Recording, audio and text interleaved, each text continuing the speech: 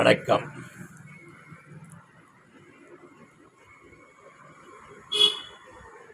இன்பம் என்ன துன்பம் என்ன யாரையும் விடாது.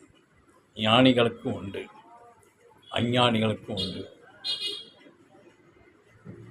ஞானிகளுக்கும் எல்லா இன்பமும் உண்டு, எல்லா துன்பமும் உண்டு, அனைத்தும் உண்டு. ஏனால் அதே போல மற்ற ஆன்மாக்களுக்கும் இன்பம் துன்பம் அனைத்தும் உண்டு.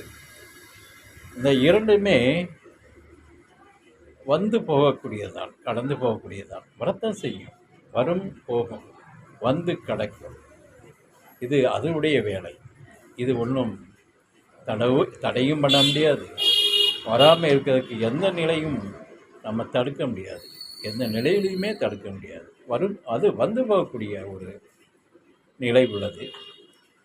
என்னது அது? ஞானிகளுடைய நிலையில் இன்பம் துன்பம் அனைத்துக்கு உட்பட்ட நிலையில் இருந்தாலுமே அவர்கள் இன்பத்திலும் சரி துன்பத்திலும் சரி அதை பிரித்து பார்க்க தெரியாதவங்க.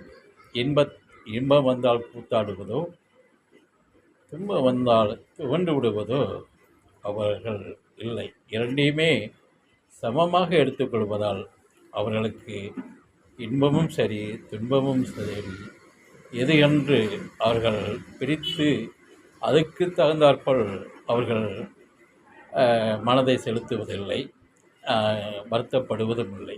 ஏனால் இரண்டுமே அவர்களுக்கு தெரியாது. வரும், கண்டிப்பாக ஞானிகளுக்கும் இன்பம் உண்டு துன்பம் உண்டு அனைத்தும் உண்டு. ஆனால் அவர்கள் அதை கடந்த நிலையில் இருப்பதால் அது அவர்களை சார்ந்ததில்லை, கடந்து விடுகிறது. நல்ல ஆன்மாக்களும் சில சமயம் சில சங்கடங்களில் தவிக்கிறது. அதனுடைய இது காரணம் மதிநிலை.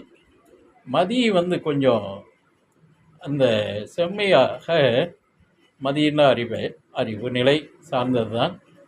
அந்த மதியினுடைய நிலையை செம்மையாக இருக்கும்போது நிச்சயமாக இதை கடந்து செல்லக்கூடிய நிலையை எந்த நிலையிலையும் கடந்து செல்லலாம். அதனால் இந்த மதியினுடைய நிலைகளை இறையை ஐக்கியப்பட்டு இறைநிலையாக இருந்து மதியை வென்று விபத்துக்களையும் ஆபத்துக்களையும் சங்கடங்களையும் கடந்து சென்று சுகமாக வாழ இறை கை கொடுக்கும்.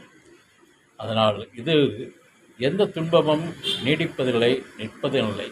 அதே மாதிரியா எந்த இன்பமும் நீடிப்பதில்லை, நிற்பதில்லை. எல்லாம் பரம்பொருள் இயக்கம். நன்றி.